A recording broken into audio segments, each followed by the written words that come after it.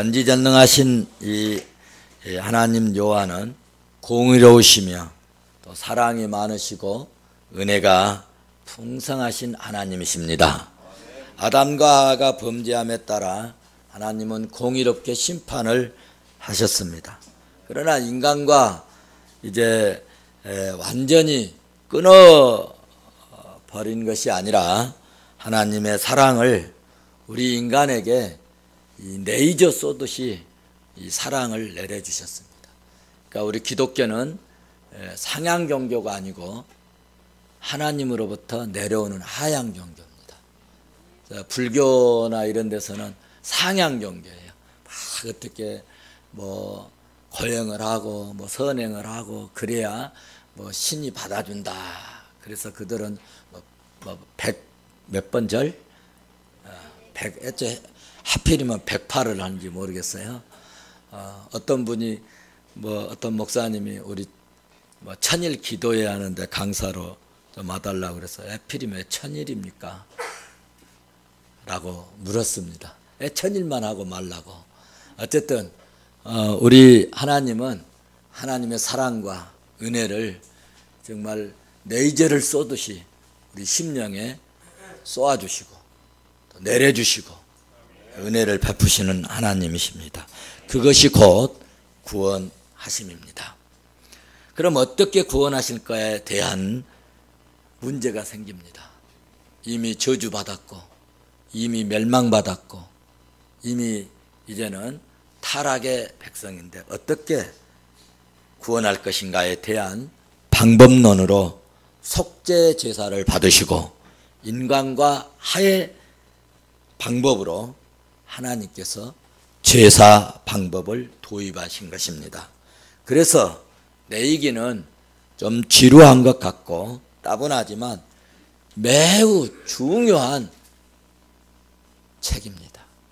하나님의 마음을 달래고 하나님의 한을 풀어드리는데 필요한 제사법에 관한 의식과 방법과 제도에 관한 명령의 말씀이기 때문에 레위기의 말씀은 우리 인간의 생사 문제가 걸린 이런 문제들, 우리 영혼이 다시 살 수 있느냐 죽느냐 회복하느냐 하는 이 매우 중요한 말씀입니다.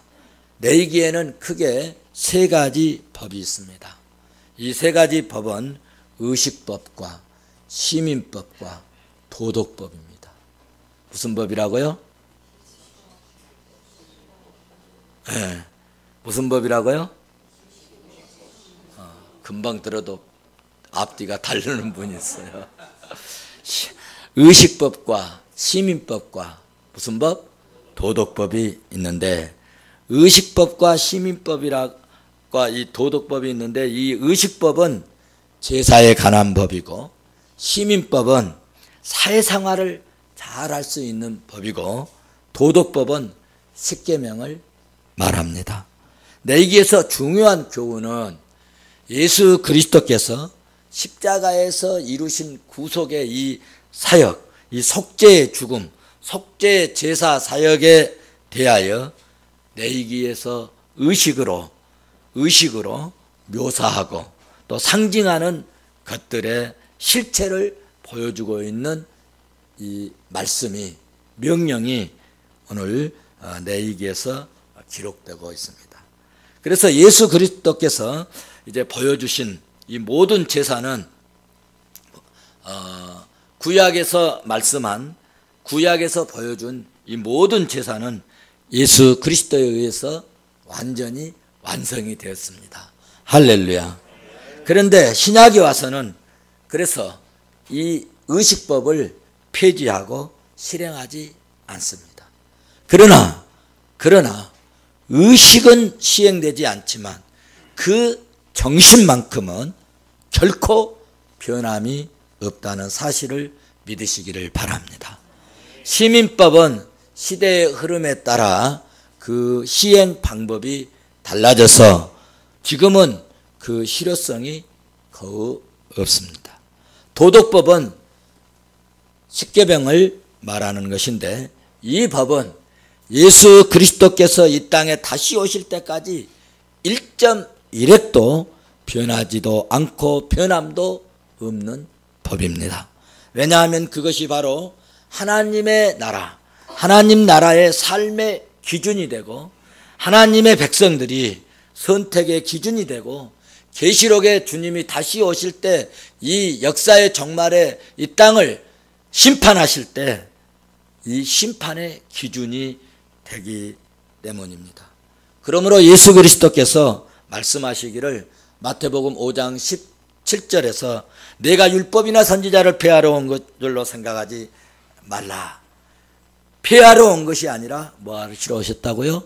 완전케 하려 함이라. 18절을 보면은 진실로 너희에게 이르노니 천지가 없어질지언정, 천지가 없어지기 전에는 율법의 1.1획도 결코 없어지지 아니하니라. 다 이루리라. 할렐루야. 아멘. 그러므로 오늘 이 시간에도 제사법을 제가 말씀을 드릴 때 말씀을 잘 들으시고 우리가 제사의 의식은 시행하지 않지만 그 정신을 살리는 영적 교훈을 얻어서 성숙한 그리스도인, 주님이 기뻐하는 하나님의 백성들이 될 수 있기를 바랍니다. 레위기에 나타난 제사는 5가지 5대 희생제사가 있는데 첫째로는 번제, 또 소제, 화목제, 지난 시간에 화목제까지 말씀을 드렸어요. 속제제, 속건제가 있습니다. 지난 시간에 우리가 화목제에 대해서 말씀을 나누었는데 화목제에는 하제가 있고 거제가 있고 요제가 있음을 오늘 본문에서 말씀하고 있습니다. 화목제에는 뭐가 있다고요? 화제, 또 거제, 또 요제가 있습니다. 화제는 뭐냐? 화제는 반드시 여호와의 몫으로 불살라 드려야 하는데 그 속부분에 중요한 기관에 붙어있는 기름을 요구하고 있습니다. 그 기름은 이 화제의 제목 중에서 아주 기름은 잘 타기 때문에 여러분 고기 구우시면 알잖아요. 기름은 잘 탑니다. 잘 타서 고기 냄새가 납니까? 여러분 기름 냄새가 납니까? 기름 냄새가 나잖아요. 그래서 그 기름 냄새가 많이 나오기 때문에 그 기름의 냄새를 하나님께서 열납하신다는 것입니다. 화목제를 드릴 때 그러므로 기본적으로 우리가 알아야 할 것은 본문 말씀을 보시면 30절에서도 말씀하고 있는데 항상 화목제를 드릴 때는 가슴고기와 뒷다리를 제례자가 제사장에게 드려야 되고 제사장은 그 제물 중에 가슴고기를 하나님께 요제로 드리고 뒷다리 고기는 거제로 드려라 라고 말씀하고 있습니다. 요제라고 하는 것은 뭐냐 하면은 제사장이 제물을 들고 막 흔듭니다. 흔들어요. 흔들어서 드리는 것을 말하는데 이렇게 흔들면서 드리는 것은 뭐냐면 하나님이여 이렇게 좋은 고기를 이렇게 가슴고기를 내가 먹지 않고 하나님께 드립니다. 보십시오. 하나님께 드리오니 하나님이여 이 제물을 받아주시옵소서. 그래서 제가 여러분들이 헌금하고 애물 드리면 꼭 제가 그걸 붙잡고 애물을 드리잖아요. 그런 의미라고 보시면 되겠습니다. 그리고 다시 말을 합니다. 그러나 하나님이 이 귀한 제물을 하나님이 저에게 도로 주셨습니다. 그러니 제가 이 제물을 먹고 건강해서 주님의 영광을 위해서 살겠습니다 하면서 이런 생각을 가지고 제사장이 성전 쪽으로 향하여서 고기를 흔들어 댑니다. 그래서 오늘 본문 그 34절 보면은 이런 고기를 흔든 고기라 그렇게 말하고 있습니다. 이 고기는 반드시 제사장의 몫이 되도록 하라는 것이 하나님의 명령입니다. 세 번째 거제의 의미는 제사장이 뒷다리를 들고 이제 하나님 앞에서 조금 전에는 좌우로 흔들었다면 이번에는 위로 아래로 흔듭니다. 상하로 흔들리는데 이것도 하나님 드립니다. 그런데 하나님께서는 이것도 내게 주셔서 제가 감사하게 먹겠습니다.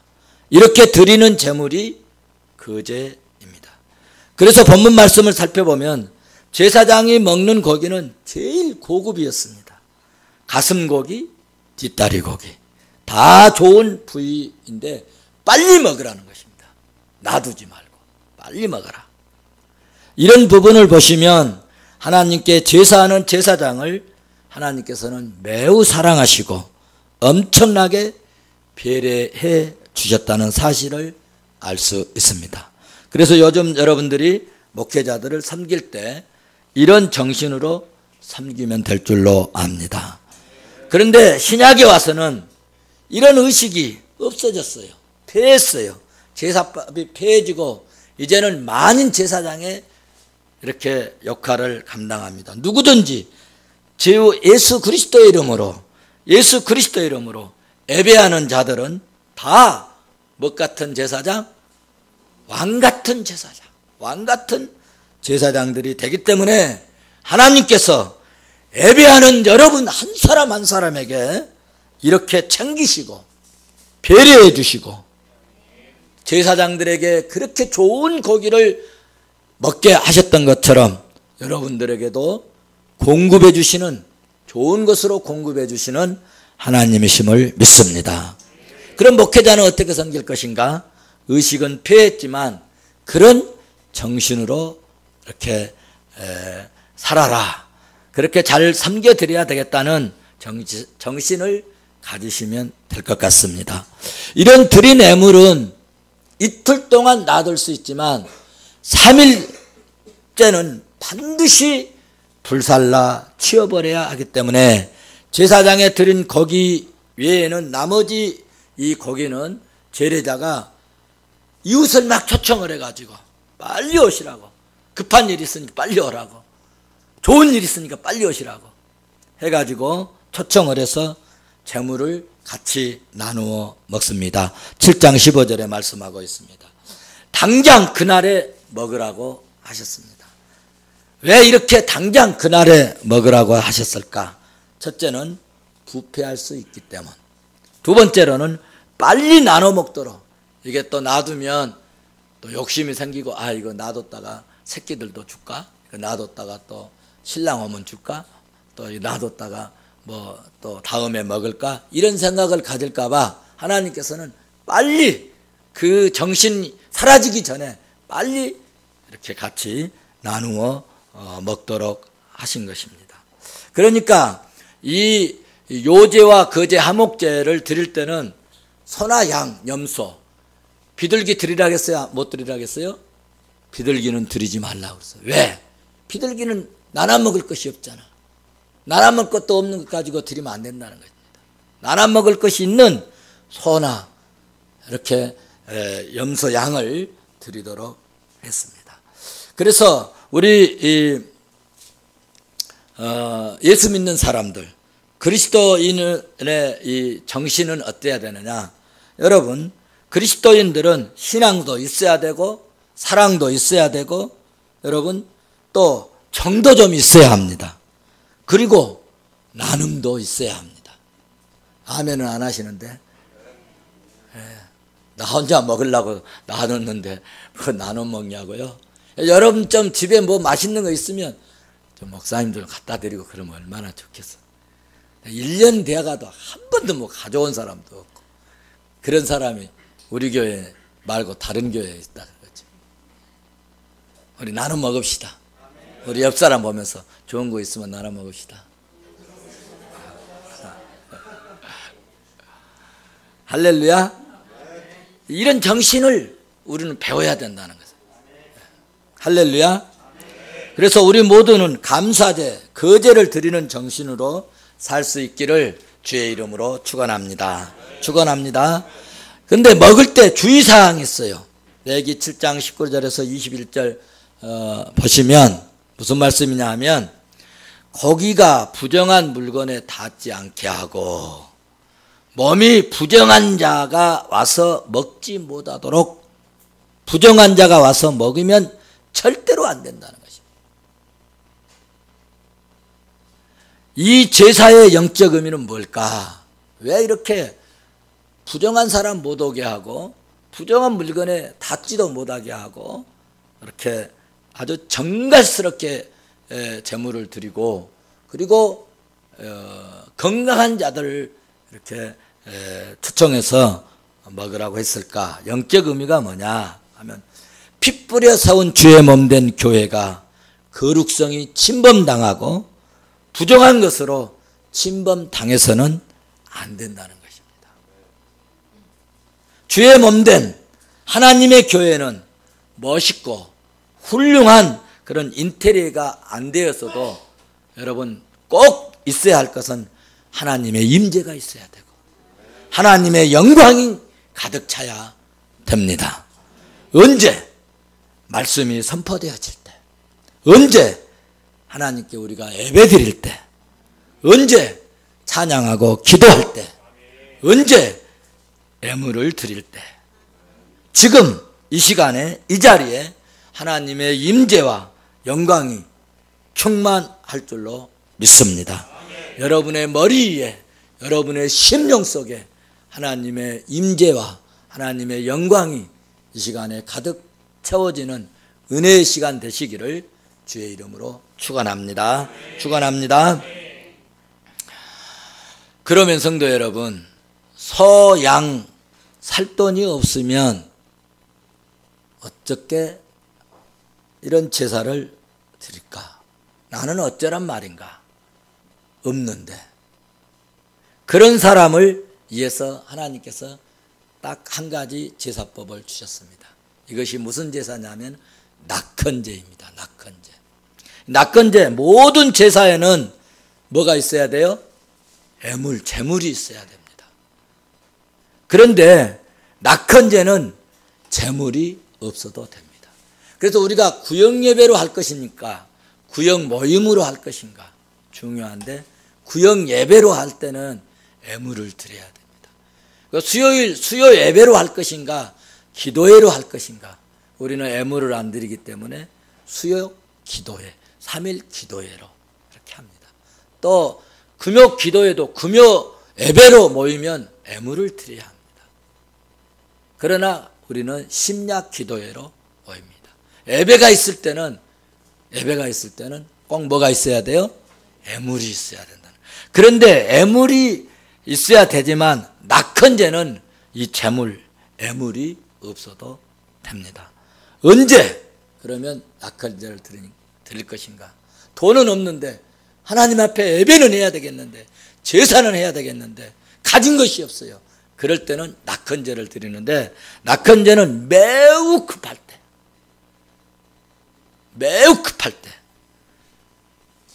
제단에 오지 않고 그 급한 자리에서 제사를 해도 됩니다. 이것이 낙헌제입니다. 구약 성경의 인물 중에 낙헌제 많이 드리고 축복받은 대표적인 인물 한 사람을 소개한다면 여러 군데 나오지만은 여러분들이 잘 아시는 다윗입니다. 다윗은 사울 왕에게 엄청나게 고난을 많이 받은 사람입니다. 도무지 살 수 없게 만들었습니다. 그래서 다윗은 강야로 산으로 도망다니고 숨어 지내야 했습니다. 사울 왕은 다윗을 잡기 위해서 체포대 600명을 이제 데리고 잡으러 다녔습니다. 사무엘상 23장 13절 말씀 보시면 그런 사실이 기록되고 있습니다. 사무엘상 24장 2절 말씀 보면 사울이 온 이스라엘에서 택한 사람, 이제는 600명으로 안 되니까 3,000명 거느리고 다윗과 그 따르는 사람을 잡으려고 둘염소 바위에 갈새. 여기에 이제 참 비겁한 사람, 뒤통수 치는 사람 또 나오는데 그 사람들이 누구냐? 다윗을 사막 둘염소 바위까지 찾으러 갔는데 사무엘상 23장 19절에서 20절 말씀 보시면은 거기 나오는 동네 사람이 있습니다. 10사람들이 이 다윗이 숨은 것을 보았어요. 그리고 사울왕에게 다윗이 산수풀 요새에 숨어 있다고 일러 바칩니다. 그러면서 사울에게 이야기를 합니다. 온갖 아부를 떠는데 다윗을 사울왕의 손에 넘겨주는 것이 우리의 뭐라고 그랬냐? 의무입니다 라고 얘기를 합니다. 여러분, 사람이요 잘되고 복받으려면요 믿음의 편에 서야 합니다. 사람이 잘되고 은혜받고 하나님이 주시는 축복을 받으려면 믿음 있는 사람 편에 서야 마지막이 좋습니다. 사도행전 13장 22절 말씀을 보면 다윗은 어떤 사람이냐? 사무엘에게 하나님 말씀해 주시기를 내 마음에 합한 자라. 내 마음에 합한 자다. 하나님 마음에 합한 자가 누구냐? 다윗입니다.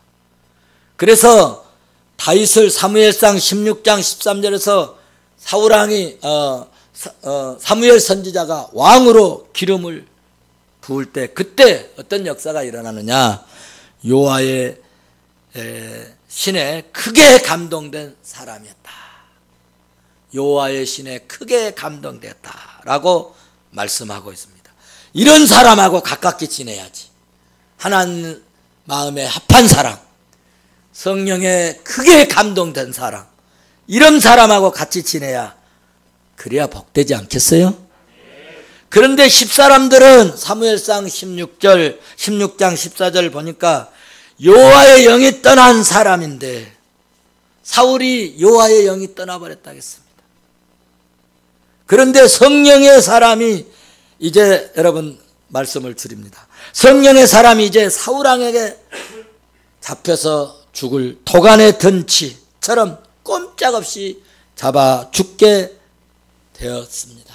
완전 포위 상태이므로 사람들 생각에는 다윗은 끝났다. 그래서 사울왕에 붙어 먹으려고 했겠죠. 그래서 이런 때는 보통 사람들이 절망하고 좌절하고 낙담을 합니다. 불신자들은 극단적인 행동도 합니다. 하나님 원망도 하면서요. 현재 상황, 지금 다윗은 3,000명에게 완전히 포위됐기 때문에 어떻게 빠져나갈 수가 없습니다. 이런 것을 뭐라고 그래요? 도간에 든 지다. 여러분 같으면 이런 상황이라면 어떻게 하겠습니까? 손 들고 항복, 무릎 꿇고 굴복, 살려주세요. 아니면 자포자기 하나님 원망하고 혀껴 물고 죽어야 되겠어요? 사무엘상 23장 26절 보면은 완전히 포위가 됐습니다. 그런데 다윗 왕의 이대함은 이런 상황에서 여러분 낙헌제를 드렸다는 것입니다. 생명은 천명이다. 내 생명이 사울 손에 달린 것이 아니라 내 생명은 여호와 하나님 손에 달려있다. 이겁니다. 하나님이 구원해 주시면 내가 3,000명에게 포위당했어도 살 것이요, 하나님이 지켜주시지 아니하면 오늘 내가 죽을 것이다. 그런데 나는 죽기 전에 이래도 죽고 저래도 죽을 것, 죽기 전에 여호와 앞에 예배하고 하나님 앞에 제사하고 죽어도 죽겠습니다. 이겁니다. 여러분 한번 생각해 보세요. 다윗이 이럴 때 하나님을 어떤 심정으로 찾았겠습니까? 지금 여러분 마음 상태 같은 상태로 하나님을 찾았겠습니까? 아니면 지금 나와 같은 심정으로 지금 하나님을 찾고 있을까요? 다윗은 하나님을 어떤 심정으로 찾았을까? 저는 생각해 보았습니다. 야, 지금 3,000명에 포위돼서 잡히면 이제 죽는데, 살아날 구멍은 오직 하나님이 어떤 방법으로든지 살려주셔야 되고 구원해 주셔야 되는데, 이때 하나님을 찾았다는 거예요. 어떤 심정으로 찾았을까? 어떤 마음으로 하나님을 불러댔을까? 그래서 성경을 막 찾아봤어요. 시편에 나오더라고요. 시편 여러분 63편 1절에 이 현장에서 노래한 시가 있습니다. 하나님이여, 주는 나의 하나님이시니다. 내가 간절히 주를 찾되 물이 없고 마르고 황폐한 땅에서 영원히 갈망하여 내 육체가 주를仰망하나이다. 다윗이 얼마나 간절한 마음으로 주를 찾았는가를 잘 표현해주고 있습니다. 이런 상황에서 다윗은 낙헌제를 드리는데 하나님께 감사를 드립니다. 여러분, 이런 상황에서 감사가 나올까요? 그런데 시편 54편 6절을 봐보십시오. 한번 찾아서 보십시다. 너무너무 재밌더라고요. 같이 봅니다. 시편 54편 6절. 찾으셨으면 아멘. 같이 봅니다. 시작. 내가 낙헌제로 주께 제사하리이다. 여호와여, 주의 이름에 감사하오리니 주의 이름이 선하심이다. 죽을 위기에서도 내가 하나님 간절히 찾습니다. 간절히 찾으면서 원망하면서 찾는 게 아니라 뭐 하면서 찾았다고요? 감사합니다. 하나님 감사합니다. 구약 사람들은요, 감사하고 기쁜 일이 생기고 좋은 때 낙헌제를 대체적으로 드립니다. 그런데 다윗은 이렇게 잡혀서 죽기 일보 직전에 감사했다. 감사. 이때 여러분 낙헌제를 드리는 이 다윗에게 여러분 하나님이 기적을 베풀어 주십니다. 낙헌제를 드렸는데 갑자기 막 말을 타고 막 전령이 뛰어옵니다. 누구에게? 사울왕에게. 왕이시여, 큰일 났습니다. 저 지금 담에서 저 블레셋이 우리 땅을 침범해 왔습니다. 이스라엘 수도까지 지금 점령해 오고 있습니다. 그러니 이제 빨리 가서 기브아로 가서 이것들을 막아내야 되겠습니다. 큰일 났습니다. 그런데 사울왕은 그 말을 듣고 다윗을 보고 그냥 갈 수 있냐? 다윗을 잡아가지고 조금만 기다려. 그러니까 전령이 다시 엎드려서 사울왕에게 급히 오소서. 사무엘상 23장 27절 한번 봐보세요. 사무엘상 23장 27절.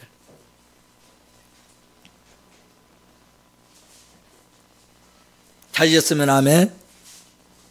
사무엘상 23장 27절.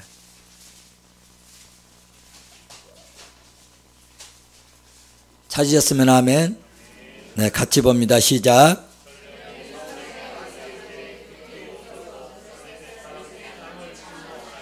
네, 그래서 27절을 보시고 그 다음에 28절을 보십시오. 같이 봅니다. 시작.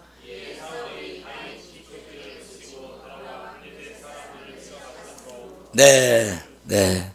자, 여기서 이제 기적이 일어나는 겁니다. 다윗을 지금 금방 잡아서 쳐 죽이려고 지금 포위하고 있다가 나라가 망하게 생기고 성이 불타게 생기고 그러니까 안 되겠다 하고 다시 그 사울 왕을 하나님께서 돌이켜서서 다윗을 포기하고 이제 왕궁으로 돌아가게 된다는 이 역사의 현실을 우리는 사무엘상 23절에서 봅니다. 그런데 딱 돌아섰는데 24장 들어가면 어떤 일이 일어나느냐. 24장 여러분 5절을 봐보십시오. 5절 같이 봅니다. 시작.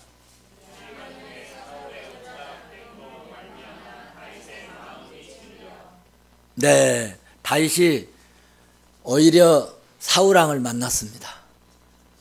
잠자고 있는 사울왕을 만나요. 그래가지고 부하들이 죽여버립시다.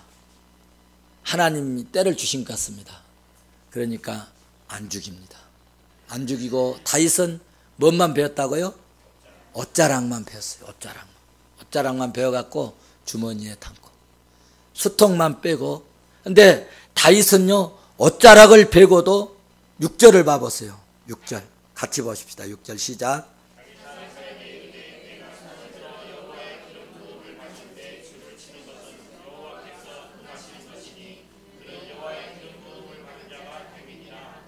네.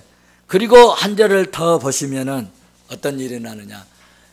다윗의 마음이 그 옷자락 자르는 것도 마음에 찔렸다 그랬습니다. 무슨 얘기냐. 기름 부어 세웠다고. 하나님이 여호와께서 기름 부어 세웠다고. 이걸 건드리면 안 되는데 다윗은 이렇게 하나님의 그 역사에 대하여 하나님께서 세운 사람에 대하여 존중히 여겼다는 것입니다. 여러분 어떻습니까? 지금 완전히 역전됐어요? 안 됐어요? 역전됐습니다. 누가 이렇게 드라마틱한 사건을 만들었어요? 하나님이 만드셨잖아요. 정확한 때에. 저희 이거 준비하면서 춘향이 생각이 나더라고요. 춘향이가 목에 잘려서 죽을 순간에 누가 나타났어요? 아맹의사 출두요! 해갖고 역전시켜버린. 하나님은 역전시키시는 하나님. 할렐루야. 반전의 드라마처럼 하나님은 이런 전능의 하나님이신 줄로 믿습니다. 우리도 진심으로 하나님을 찾고 간절한 마음으로 주님을 부르면, 예배하면, 화목제 드리고 낙헌제 드리면 우리에게 다가오는 재앙이나 불행이나 저주를 우리 하나님이 막아주시고 낙심자가 소망이 넘치고 오히려 잘되게 하실 것을 믿습니다. 은혜되게 하실 것을 믿습니다. 내려가는 인생이 다시 올라가는 인생 되고 불행이 행복으로 바꾸어지게 될 줄로 믿습니다. 예배에 승리하면, 예배에 성공하면 화가 복이 되게 하실 것입니다. 합력하여 선을 이루시는 여호와 하나님이, 우리 주님이 간절한 마음으로 우리가 예배하면 저와 여러분에게 역전시키셔서 복되고 복된 인생 되게 하실 것을 믿으시고 이 시간도 예배하고 가시기를 바랍니다. 이 은혜가 다윗에게 임했던 이 역전의 축복이, 승리의 축복이 저와 여러분에게도 있어지시기를 주의 이름으로 축원합니다.